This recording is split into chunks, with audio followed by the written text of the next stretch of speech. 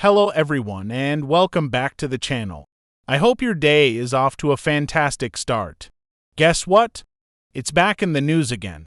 There is a lot more political posturing and negotiating going on around a story that many of you are very interested in. So, after I lay out these new developments, I want you to head down to the comments and tell me what you think. Should Canada stick with the F-35 contract? Or should we scrap it and make a deal with the Swedish company Saab for the Gripen fighter jet? Let me know your thoughts. Now, we already knew that Saab was offering to create jobs in Canada to manufacture these planes, but much more specific details have now come to light.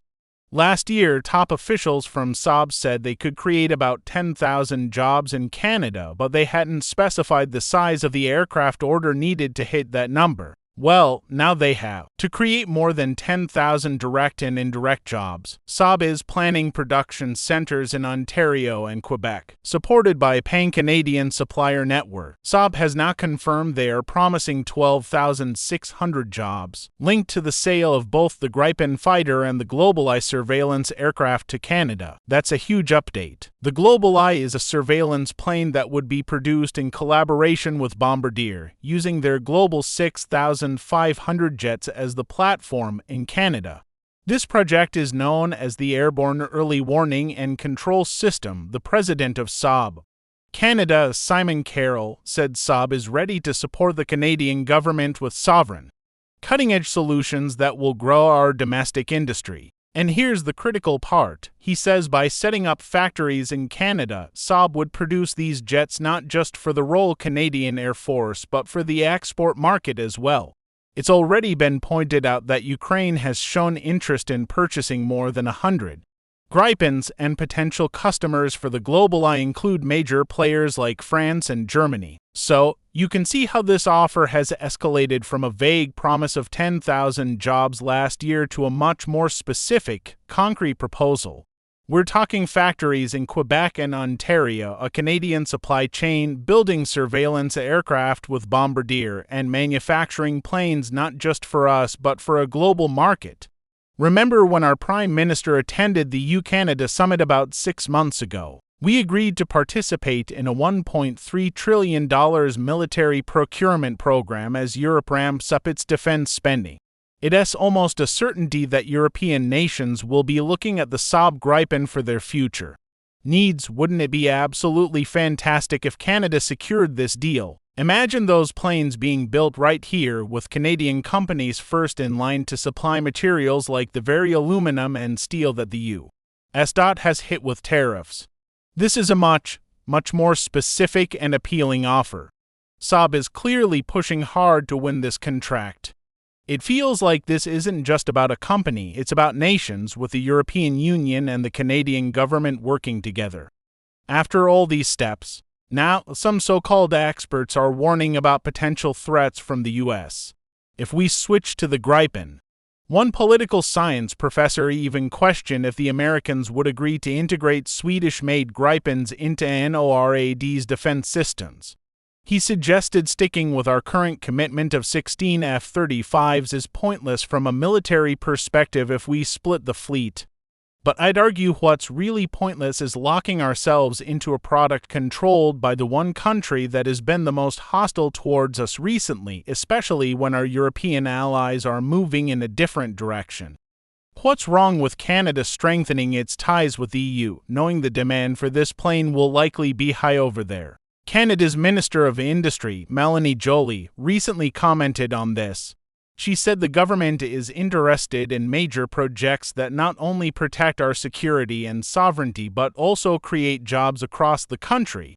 She added, "We certainly can't control the President of the United States, but we can control our defense investments and how we are ultimately able to create jobs in Canada. So, we're going to focus on that." That's one of the most direct statements she's made on this file. When you put all this information together, it really looks like Canada is getting ready to ditch the F-35 and sign with Saab. However, there's always political posturing. This is all being played out in the court of public opinion, but there's a lot happening behind the scenes. The U.S. has escalated its threats, with the president calling the USMCA agreement irrelevant. A pending Supreme Court decision on tariffs could either curb or unleash even more tariffs on Canada. So, I don't expect our government to make a quick decision. This contract is a massive negotiating chip in their back pocket. I have to be honest, I don't like this waiting game. I'm pointing out what I think is happening, not what I want to happen. I'd rather we, as a sovereign nation, make a firm choice. All signs point to distancing ourselves from the U.S., diversifying with like-minded allies like the EU, and moving forward. Let's get going. But I believe we're going to see this can kicked down the road for months, likely until after the U.S. midterm elections in November. The government is probably waiting to see how much power the U.S. president will have after those results come in. Saab is upping the ante, making the deal look better and better, but our politicians will likely wait. If they make a decision now, they lose that powerful negotiating card, especially with the USMCA technically up for renegotiation this year. So, what do Canadians think? According to a recent poll, 43% of Canadians want the government to acquire a fleet of Gripens and ditch the F-35s completely. 29% are in favor of a mixed fleet of Gripens and the F-35s we've already ordered.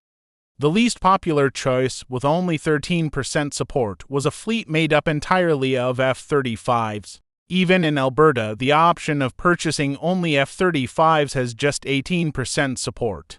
To me, there seems to be only one logical decision the government can make. But, as I said, I think they'll take their time. I believe we need to stand up, make our own independent choice, and get on with it. Let me know what you think in the comments. Should we ditch the F-35 and get this ball rolling with Saab? Thanks for watching my video.